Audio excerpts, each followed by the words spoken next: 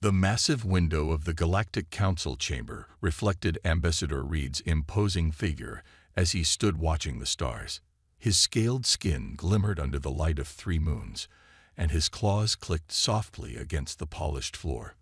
Like all Razaks, he stood nearly 9 feet tall, his powerful frame built to withstand the crushing gravity of their homeworld. The other council members kept their distance. They always did. Even after 50 years of peaceful cooperation, the sight of a Razak still triggered primitive fear responses in most species. Reed didn't blame them. Evolution had shaped his people into the perfect predators. Reinforced bones, layered muscles, razor-sharp claws, and enhanced senses. Their world had demanded nothing less. Ambassador Reed, a soft voice called from behind. The council session will begin shortly.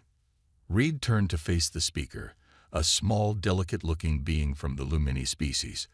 The aide's translucent skin quivered slightly, but to their credit, they maintained their position. Reed respected that. "Thank you," he rumbled, keeping his voice low to avoid frightening them further. "I will be there momentarily." As the aide hurried away, Reed allowed himself a small smile. His people's rise to power had been swift and absolute. When the Galactic Council first discovered the Razak homeworld, they had expected to find only primitive life forms. After all, how could anything develop advanced civilization on a planet with twice standard gravity, extreme temperature variations, and aggressive predators at every turn? Instead, they found cities, technology, space travel. The Razaks had not just survived their deadly world, they had conquered it.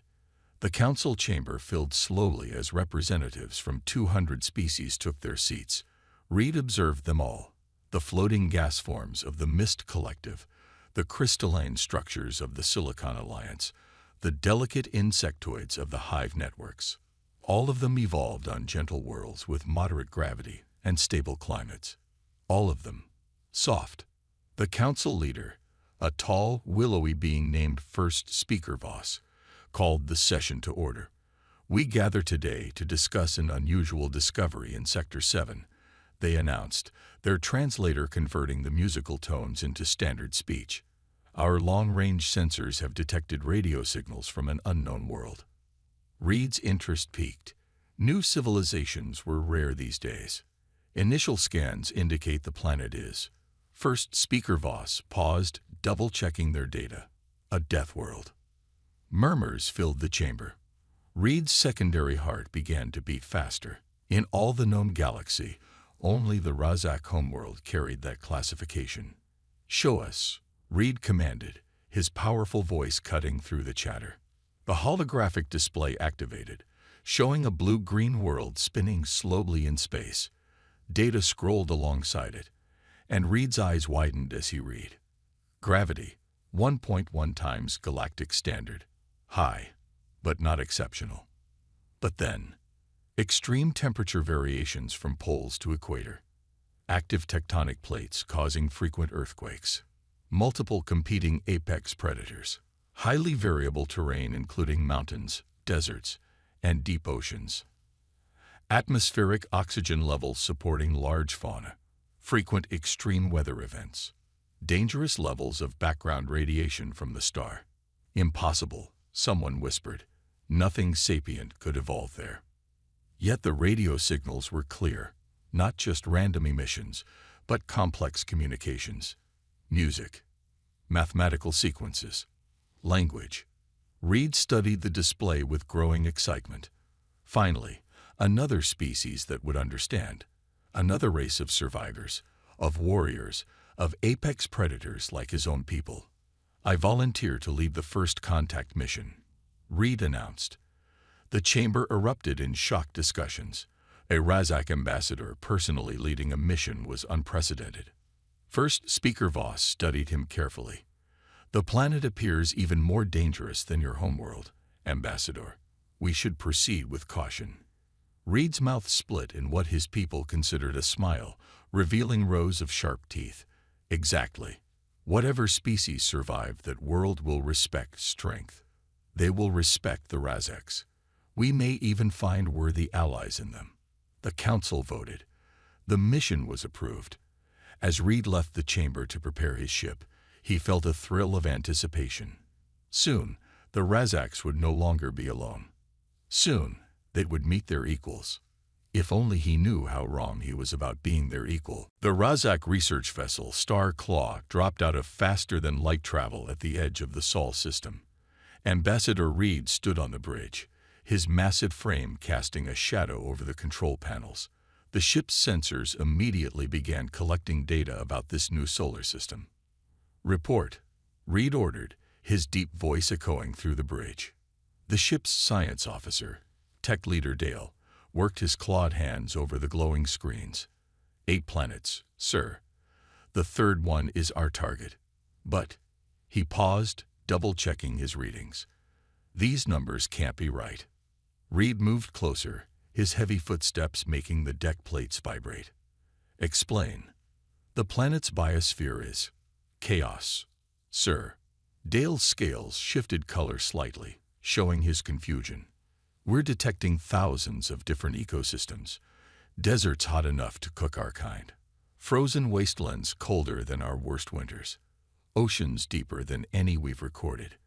And the life forms. He shook his head in disbelief. The main screen filled with images as the ship's sensors cataloged Earth's species, massive water creatures that dwarfed their survey vessel, tiny organisms that could kill with a single bite, flying predators that ruled the skies, and countless others, all surviving together in a complex web of predator and prey. How can anything survive here? Officer Pine wondered aloud from her security station. The temperature shifts alone should make advanced civilization impossible. Reed watched as more data poured in. The humans, as they called themselves, hadn't just survived. They had spread across their entire planet, building cities in every hostile environment their world offered.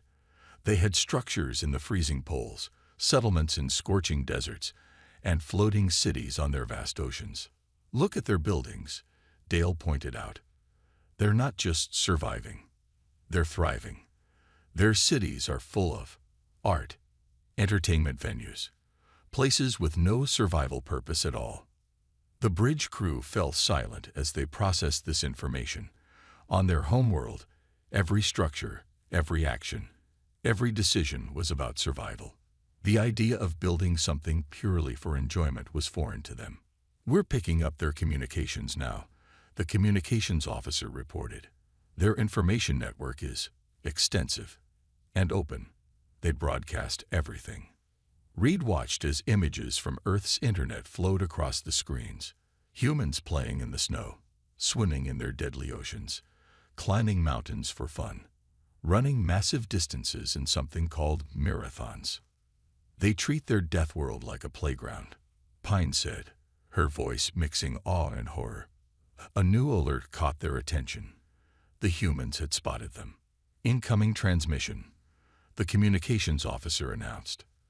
They're broadcasting on all frequencies, in multiple languages. Reed straightened his ceremonial armor. This was the moment that would define his career. Put it through. The screen lit up with an image that made every Razak on the bridge freeze. The human on the screen was small, maybe a third of their size. No claws, no armor, no visible natural weapons at all. Just soft skin and a strange arrangement of fur on top of their head. And it was smiling. Greetings, unidentified vessel, the human said, speaking in clear, calm tones. This is Captain James of the Earth Defense Force. Welcome to Sol System. We've been expecting someone to show up eventually. Reed exchanged looks with his crew. They'd been expecting contact. And they were so casual about it. I am Ambassador Reed of the Razak Empire, he responded formally. We come seeking diplomatic contact with your species. The human's smile grew wider. Wonderful. We'd be happy to arrange a meeting. Would you prefer to dock at our orbital station, or should we come to you? We're flexible. The casual offer to enter either ship stunned the Razaks. On their world, such trust would be unthinkable. Every meeting was a careful dance of power and territory. "We would be honored to dock at your station," Reed managed to say. "Perfect. Sending coordinates now. Fair warning, though. Our artificial gravity is set to Earth standard. Hope that won't be a problem for you folks." As the transmission ended, Reed looked at his crew. "They're not afraid," he said slowly. "A species from the deadliest world we've ever seen, and they're not afraid of us at all." "Should we be worried about that, sir?" Pine asked quietly. Reed watched Earth rotate slowly on their main screen. "Yes," he said finally. "I think we should." The docking procedure was flawless, but Ambassador Reed felt anything but comfortable as his team prepared to exit their ship. The human space station's gravity pulled at them differently than they were used to. Not stronger, just strange. "Remember," Reed addressed his team, "we are the first Razaks these humans will ever meet. We must show them proper respect as fellow Deathworlders." He looked at each member of his 5-person diplomatic team, all chosen for their strength and experience. The airlock hissed open. Captain James stood waiting with his own team, and for the first time, the Razaks saw humans up close. They were so small, so exposed without scales or armor. Their bodies looked soft, covered only in thin fabric uniforms, yet they stood straight and confident. "Ambassador Reed." Captain James stepped forward, extending his hand in what their research said was a traditional Earth greeting. "Welcome aboard Station Aurora." Reed stared at the offered hand. The human was willing to put such a vulnerable body part within striking distance of a Razak's claws. Carefully, moving slowly to avoid any accidents, Reed matched the gesture. The handshake that followed changed everything. The human's grip was firm, surprisingly firm.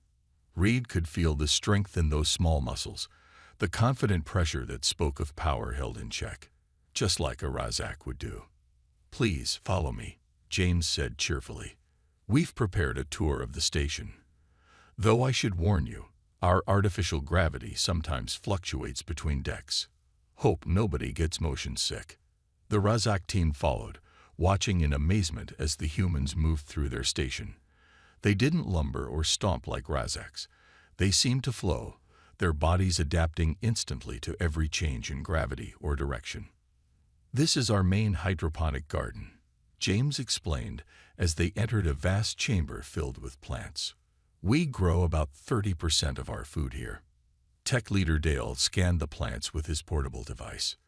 "These are all from Earth, but they're from completely different environments." "Oh yes." A human scientist named Dr. Miller joined in. "We've learned to grow Arctic berries right next to tropical fruits. It's all about controlling the microenvironments." Just then, an alert sounded through the station. Red lights flashed. "Minor hull breach in Sector 7, announced a calm voice over the speakers. "Repair team needed." The Razaks tensed, ready for emergency protocols. On their ships, a hull breach meant immediate crisis response. But the humans barely reacted. "Don't worry," James said, noticing their concern. "Just some space debris. Happens all the time. Our repair team will handle it." Through a nearby window, they watched as 2 humans in spacesuits casually walked across the outer hull. They moved with perfect confidence in the vacuum of space, their tools making quick work of the damage. "You're not concerned?" Reed asked. "They're exposed to space. One mistake." James shrugged. "They train for this. Actually, Pete out there, the one with the blue stripe, he says spacewalking is relaxing. Claims it helps him think." The Razaks exchanged bewildered looks. Relaxing. In the void of space. As the tour continued, they saw more examples of what they considered impossible behavior. Humans playing zero-gravity sports in their off time. Engineers working inside tight maintenance tunnels that would make a Razak claustrophobic. A cook tasting extremely spicy Earth food that would burn even through Razak scales. "And this is our gym," James said later, showing them a room full of exercise equipment. "Nothing special, just basic equipment to help us stay fit in space." Reed examined the weights. These are very heavy for your size. Oh yeah, we have to maintain our muscle mass up here. Want to try a friendly competition? See who can lift more. The Razak diplomatic team froze. Was this small human actually challenging them to a show of strength? Reed looked at James carefully. You understand that we evolved on a high-gravity world. That our muscles are naturally much denser than yours. James smiled. Sure, but you might be surprised. We may not look tough, but humans are pretty adaptable. It's kind of our thing. Looking at that confident smile, Reed felt something he hadn't experienced in years. Doubt. There was something about these humans, something his people had never encountered before. They weren't just survivors of a deadly world. They were something else entirely. The station's testing chamber was large enough to hold both species comfortably. After Captain James's challenge, the Razak science team had requested formal physical trials to better understand human capabilities. The humans had agreed with surprising enthusiasm. First test. Pure strength, Dr. Miller announced, standing near a modified weightlifting machine. We'll test both species' maximum lift capacity. Commander Stone, the strongest of the Razak delegation, stepped forward first. His massive frame easily lifted the weights, adding more and more until he reached an impressive 800 kilograms. The other Razaks nodded in approval. Surely no human could match this. Then Walker, a human engineer who looked no different from the others, stepped up to the machine. Ready? She asked, gripping the bars. The Razaks watched, expecting her to struggle. Instead, their jaws dropped as she began lifting, her supposedly weak muscles flexing smoothly. She didn't match Stone's weight, but she managed 400 kilograms, far more than should have been possible for her size. How? Tech leader Dale demanded, checking his scanners. Your muscle density doesn't explain this. Efficient leverage, Walker explained between deep breaths, plus good technique. Humans may not be the strongest, but we know how to use what we have. The next test was endurance. The two species would run on treadmills until exhaustion. Stone ran for an impressive 2 hours before needing to stop, his powerful body designed for bursts of speed rather than lengthy exercise. The human runner, a station crew member named Thompson, just kept going, and going, and going. 4 hours now, Dale muttered, watching his instruments. Their heart rate is elevated but stable. They're sweating, but they're barely tired.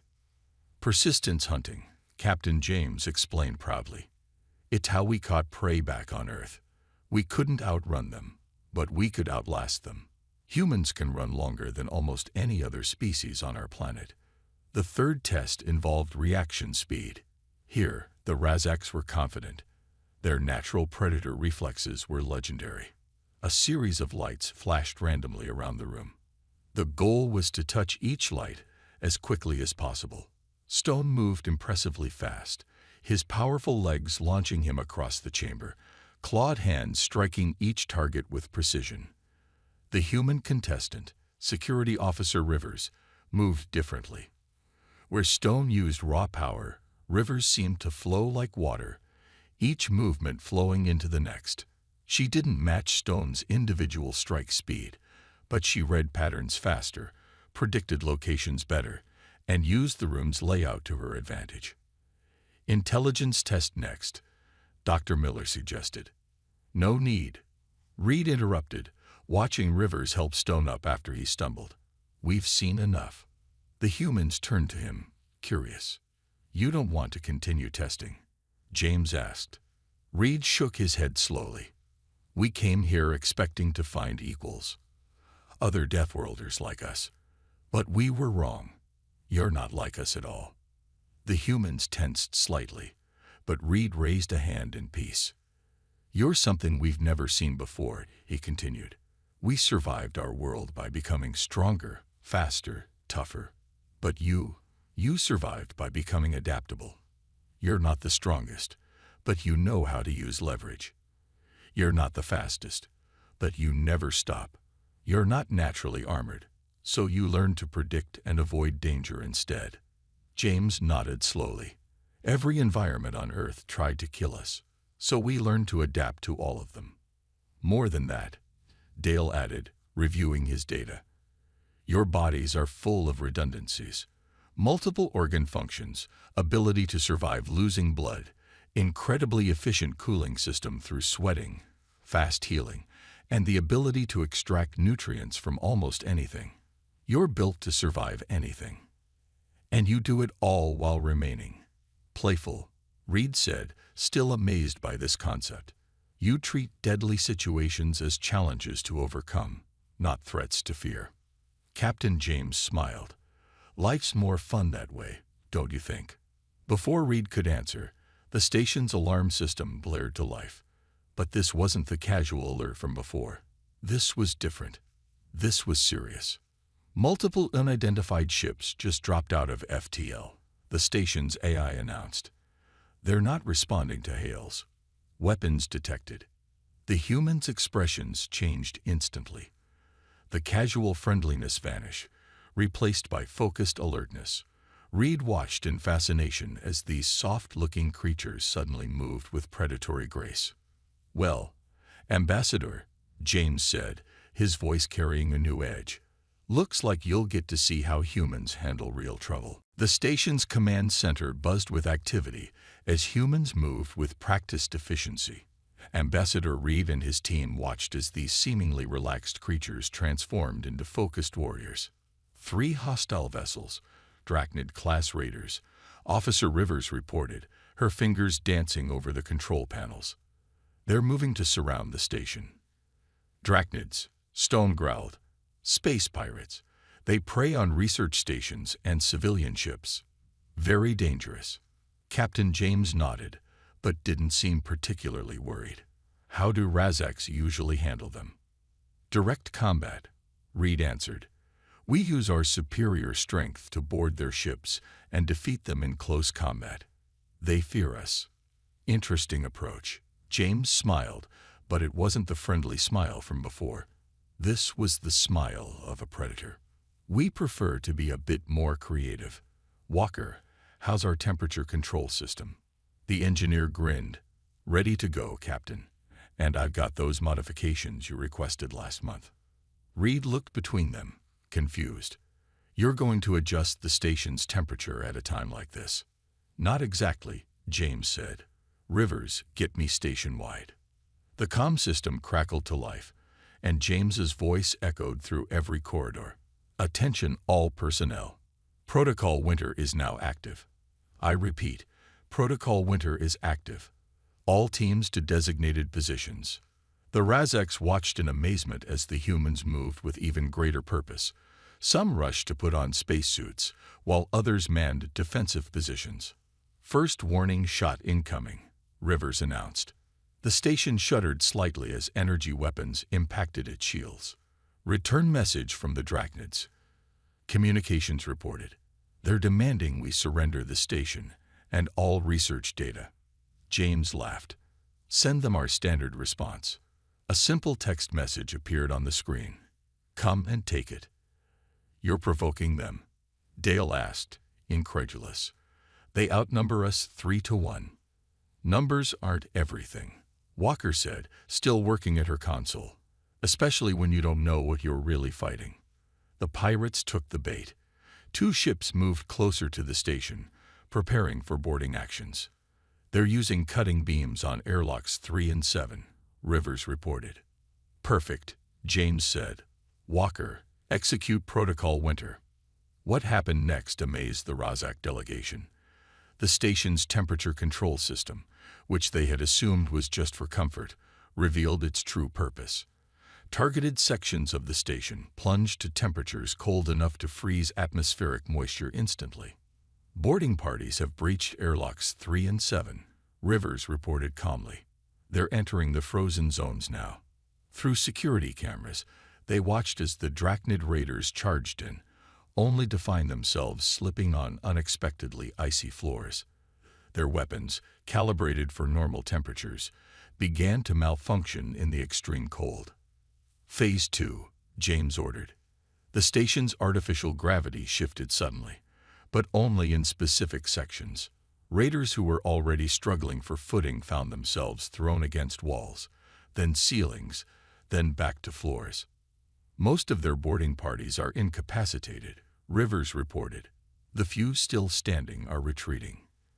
Their ships are powering up weapons again, Dale warned. They won't fire, James said confidently. Not now that Walker has control of their navigation systems. Reed stared at the human engineer, who was still typing casually at her console.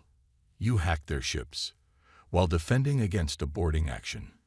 Multitasking is a human specialty, she replied with a shrug. Plus, they were so focused on our weak defenses that they didn't guard their computer systems very well. The main screen showed the Drachnid ships starting to drift, their engines and weapons going dark. Should we show them how Raziks handle pirates? Stone offered, flexing his claws. James shook his head. No need for close combat. Station defense teams are already boarding their ships through their own breached airlocks.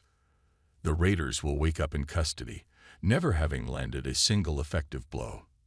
Reed looked around the command center. Not a single human seemed stressed or worried. They had turned a pirate attack into what appeared to be a routine exercise. You planned for this, he realized.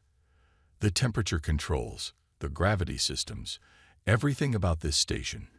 It's all designed to be a weapon. Of course, James replied. Humans learned long ago that anything can be a tool or a weapon. It just depends on how creatively you think. He paused, then added with a grin, though I have to admit, having some Razak allies nearby made the pirates think twice about their life choices. Looking at these soft-skinned creatures who had just defeated 3 warships without firing a shot, Reed understood something crucial. Humans weren't just adaptable. They were devastating. The meeting room on Station Aurora was quiet as Ambassador Reed reviewed the battle footage for the 3rd time. 3 days had passed since the pirate attack, and the Razak delegation was still processing what they had witnessed. Play it again, Reed requested, focusing on how the humans had turned basic life support systems into defensive weapons. Show me the temperature control sequence. Dr. Miller, who had joined them for this analysis session, nodded. It's actually based on an old Earth war technique. During winter campaigns, armies would sometimes use the cold itself as a weapon against their enemies. You learned warfare from your own planet's seasons. Tech leader Dale asked, his scales shifting color in amazement. We learned everything from our planet, Captain James said, entering the room with fresh data tablets. Every environment on Earth taught us something useful. Deserts taught us patience and resource management. Oceans taught us to respect forces bigger than ourselves. Mountains taught us to plan ahead and find safe paths. Reed turned from the screen. But you were not warriors originally. Our scientists have studied your evolutionary path. You were prey animals first. James smiled. Exactly. And that might be the biggest difference between our species, Ambassador. You evolved as apex predators.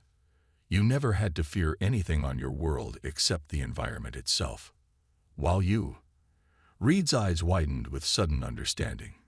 You evolved running from predators stronger than you. Running from them, hiding from them, and eventually outsmarting them, James confirmed. When you can't win with strength, you learn to win with cleverness. When you can't fight directly, you learn to set traps. When you can't overpower something, you learn to use its own strength against it. Dale was checking data on his tablet.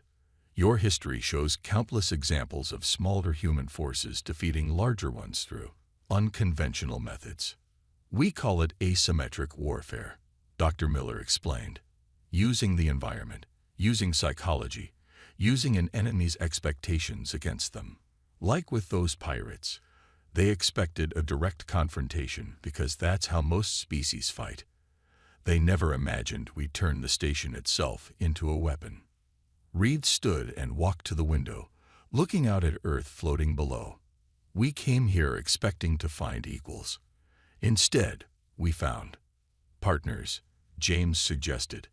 Different approaches to survival can complement each other. The conversation was interrupted by Walker entering with urgent news. "Captain, the Galactic Council just received our report about the pirate attack. They're concerned." "Concerned?" Reed turned back from the window. "About what?" "About us," James said simply. "About humans. Let me guess. They're worried that we're too dangerous, too unpredictable." Walker nodded. "Some council members are suggesting restrictions on human expansion into space. They're calling us an unprecedented threat to galactic stability." Reed surprised everyone by laughing. It was a sound few had ever heard a Razak make. "They fear you," he said, "not because you're strong like us, but because you're innovative. Unpredictable. You turn heating systems into weapons. You treat vacuum exposure as routine. You find ways to grow Arctic plants in space." He paused. "You turn every challenge into an opportunity to learn and adapt." "That's just how we survived Earth," James said. "Our world never stopped trying to kill us, so we never stopped learning new ways to live." Reed made a decision. "I will speak to the Council. The Razak Empire will stand with humanity." The humans looked surprised. "You'd support us?" Dr. Miller asked. "Even though we're so different from you." "Because you are different," Reed explained. "My people became strong to survive our world. But you became ingenious. You learned to adapt, to innovate, to turn weakness into strength. The galaxy needs both approaches." Captain James extended his hand, just as he had on that first meeting. "Partners, then. Strength and innovation together." Reed took the offered hand carefully. "Partners. Though I must warn you, some council members will still oppose this alliance. They will see our combined capabilities as an even greater threat." James's smile turned slightly predatory. "Then they'll learn what humans and Razaks can accomplish together. After all, adapting to new challenges is what we do best." Looking at that smile, Reed felt both excitement and pity. Excitement for this new alliance, and pity for anyone who would stand against it. The galaxy was about to learn why Earth was the deadliest crucible of all. 5 years after the historic first meeting between humans and Razaks, the Galactic Council chamber looked very different. The once separate seating areas now showed humans and Razaks sitting together, a physical symbol of their growing alliance. Ambassador Reed stood at the podium, his massive frame no longer inspiring fear among the other delegates.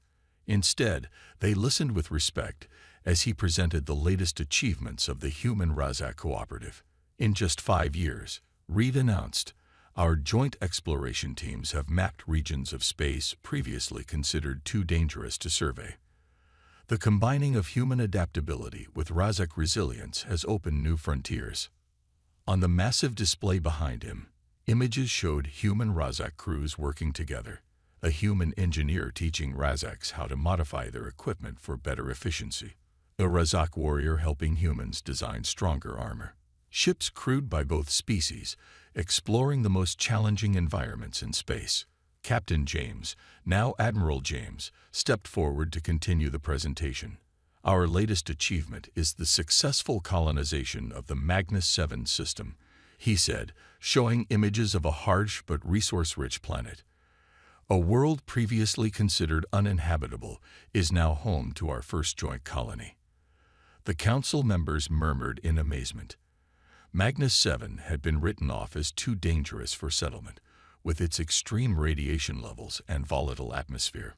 Yet the images showed thriving settlements protected by shields designed by human engineers and built with Razak materials. "But perhaps our greatest achievement," James continued, "is what we've learned from each other. The Razaks have taught us the value of physical resilience, while we've shown them new ways to approach problems." Tech leader Dale, who had become the head of joint research projects, displayed their latest statistics. "Technological advancement has increased by 300% since our alliance began.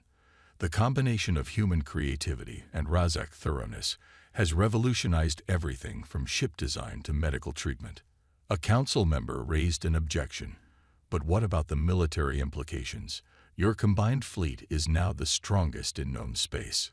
"True," Reed acknowledged. But we've used this strength to establish the first effective anti-piracy patrol network. Trading vessel attacks have decreased by 89% in protected sectors. Dr. Miller, now the chief of xenobiology studies, stepped forward. More importantly, we've begun sharing our combined knowledge of survival in extreme conditions. 3 previously struggling colonies have been saved by applying Earth-based adaptation techniques and Razak protective measures. The Chamber's mood shifted as the implications became clear. What had started as a feared alliance of powerful species had become a force for stability and progress in the galaxy. "We are not here to conquer," James assured the Council. "We're here to explore, to learn, and to help others survive." Reed nodded in agreement. "My people once thought being the strongest was enough. Humans showed us that true strength lies in adaptation and cooperation." The evidence was undeniable. In just 5 years, the Human-Razak Alliance had established colonies on 12 previously impossible worlds, developed new technologies for surviving extreme environments, created the galaxy's most effective search and rescue operation, started an interspecies education program sharing survival techniques, built the first successful multi-environment space stations. As the presentation concluded, a young Razak cadet approached the podium with a human student. Together, they represented the first graduating class of the Joint Space Academy. "We're called the Guardian Species now," the cadet said proudly. "Not because we're the strongest or the most adaptable, but because we use our combined abilities to help others." The human student added, "Earth taught us that survival isn't just about being tough. It's about learning, adapting, and working together. That's what we want to teach others." Reed watched them with pride. The future he glimpsed 5 years ago had become reality. Humans and Razaks weren't just allies. They were partners in helping the galaxy face its greatest challenges. James joined him at the window afterward, both looking out at the stars. "Did you ever imagine it would turn out like this?" he asked. "When you first discovered Earth?" Reed shook his head. "We thought we were finding equals. Instead, we found something better. We found partners who could make us better than we were alone." And that, James said with a smile, is the most human lesson of all. It's not about being the strongest or the smartest. It's about learning from each other and growing together. The stars seemed brighter somehow, as if they too were ready for this new era of exploration and cooperation, led by the species who had mastered survival in their own unique ways.